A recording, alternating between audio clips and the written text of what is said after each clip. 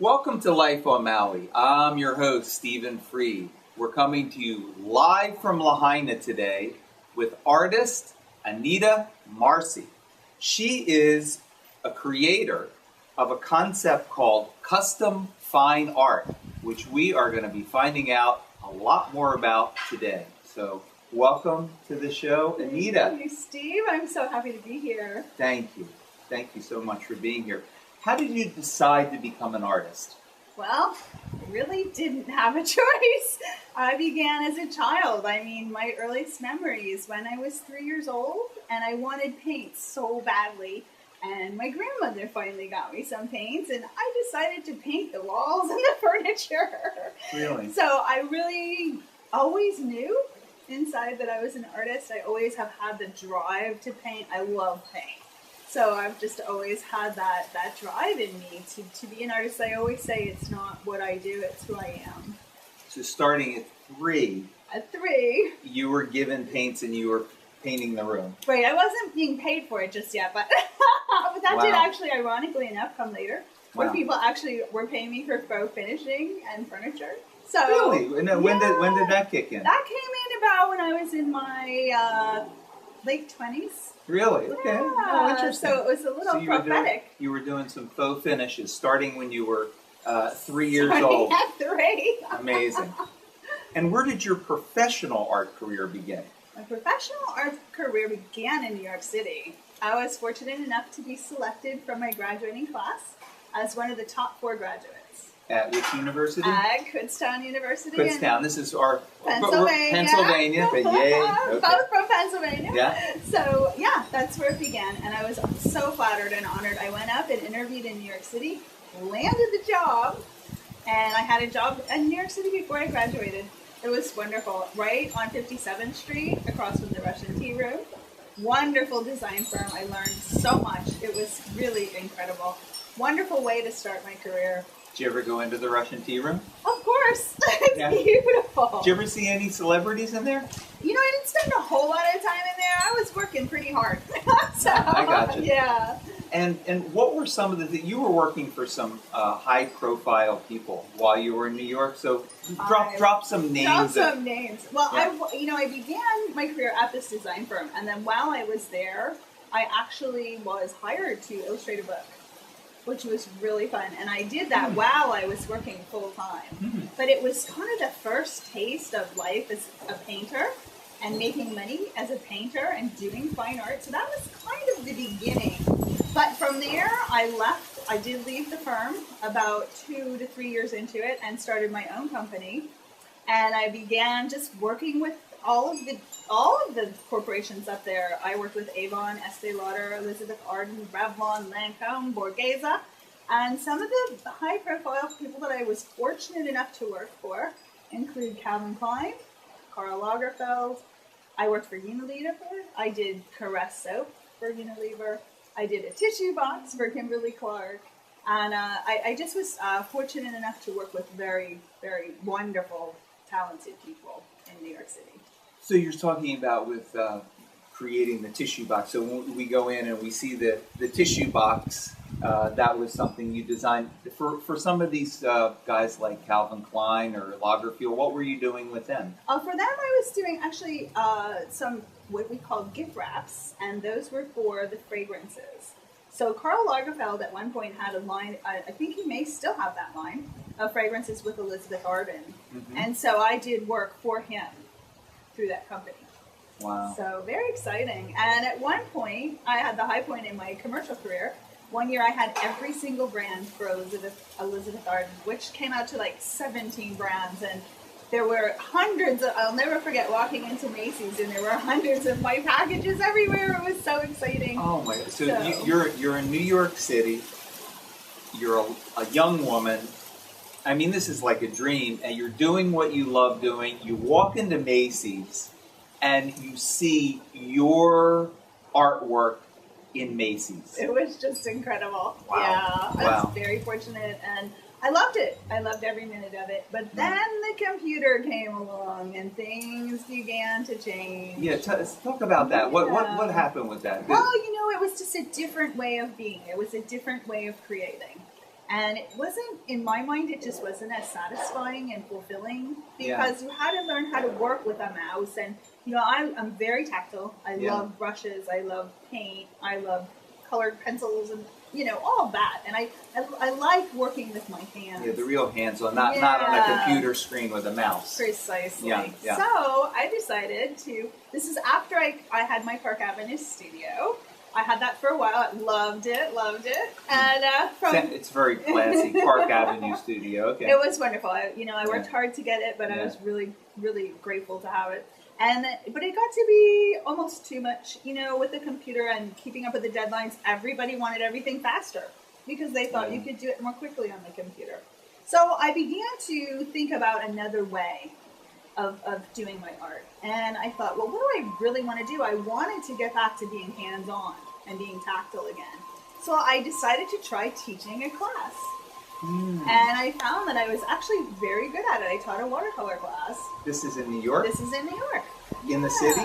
This was this is in Westchester County. I was living in Westchester County up in Hartsdale at the time, at a big, beautiful home. And I thought, I bet I could start teaching.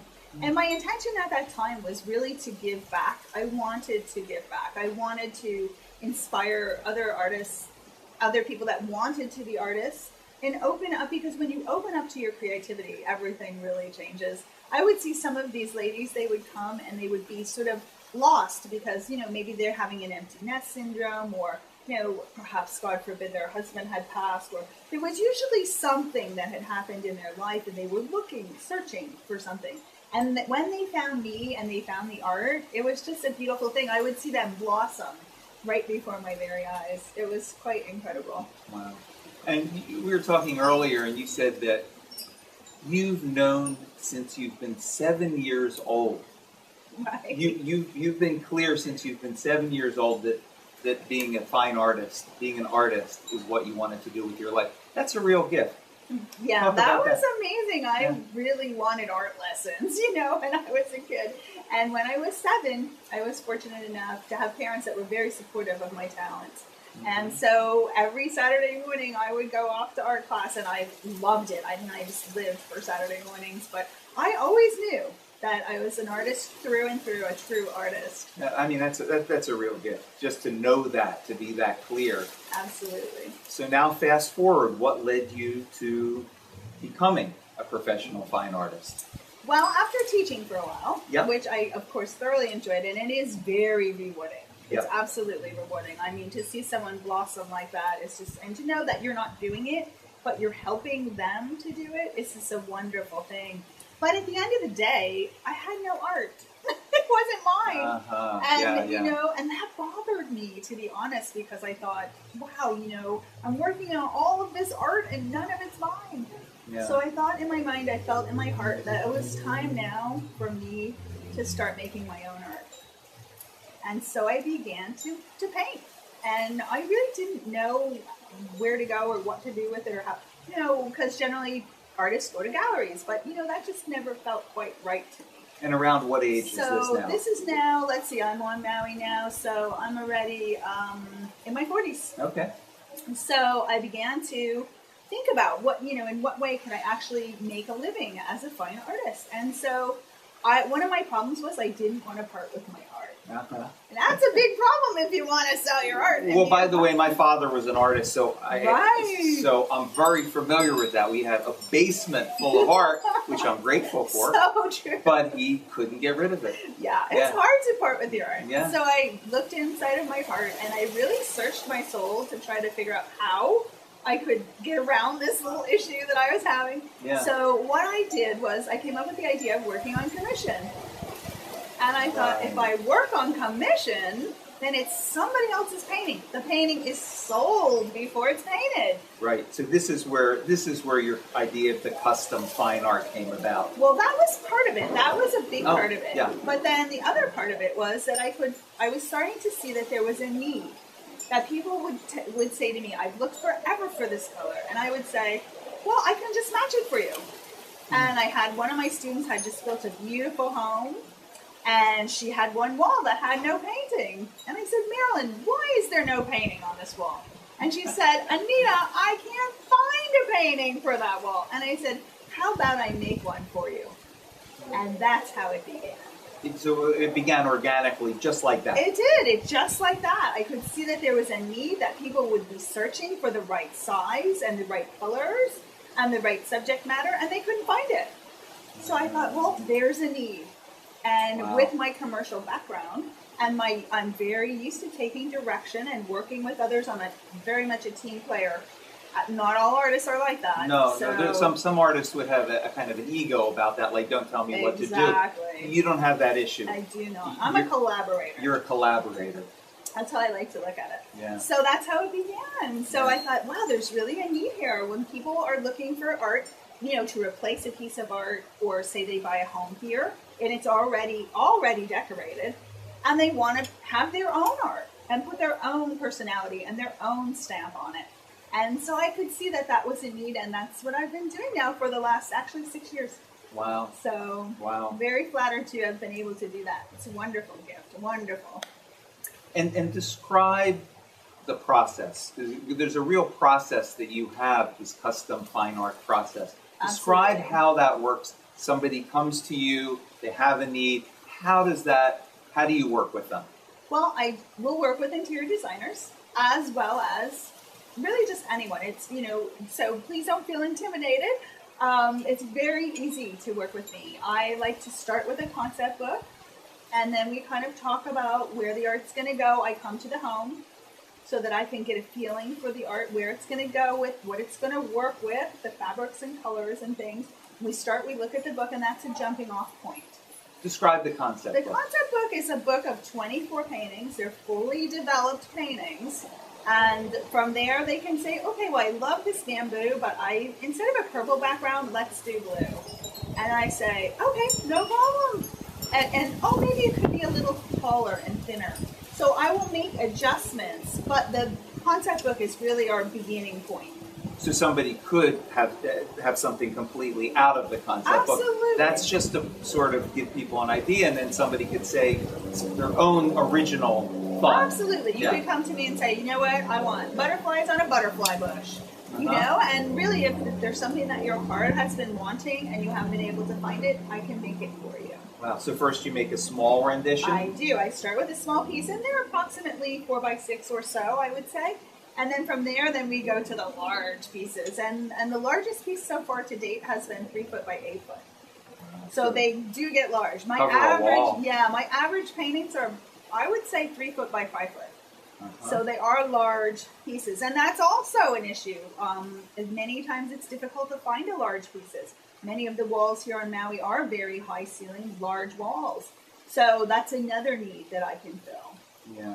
And one thing that's really clear to me is how much you love doing this. I do. You love working with people. You love creating what somebody really has in their mind and their heart that they want to see, and you work together with them to give them what they want. Correct. They participate in the creation of their art. Wow. And it's a very rare thing that most artists don't want to be bothered to do that, but I enjoy that. And I think that comes a lot from my background as a commercial artist for so many years, working with art directors. Right. And now the clients become the art directors as they participate in the process. Right. And it's very exciting. How often do you get to tell an artist what to do, Absolutely. So it's fun. So you've combined all these aspects of your life, the working in New York, working with these high-profile people, taking direction, creating something.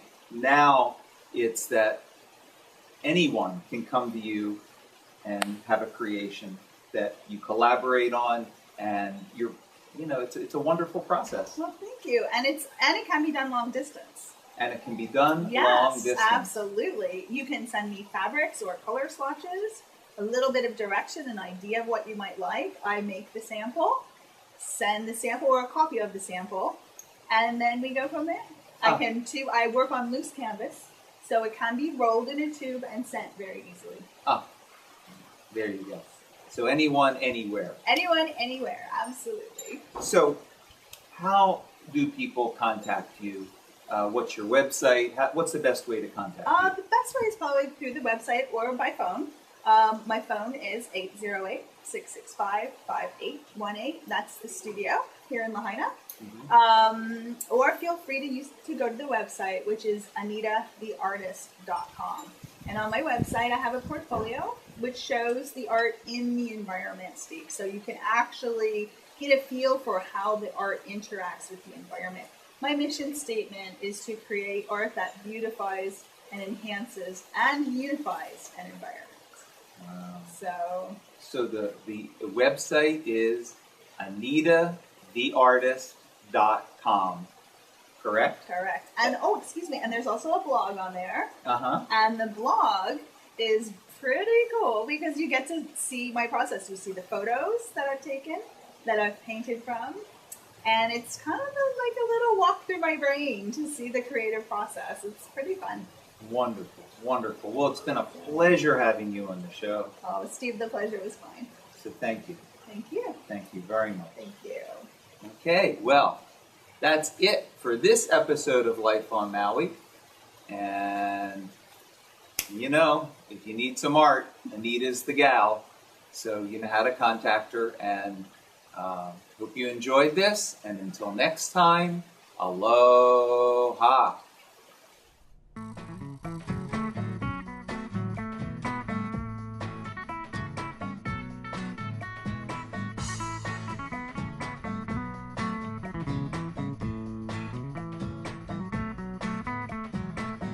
Call me crazy, but I'm never giving up my dreams. No matter how far away they seem, maybe crazy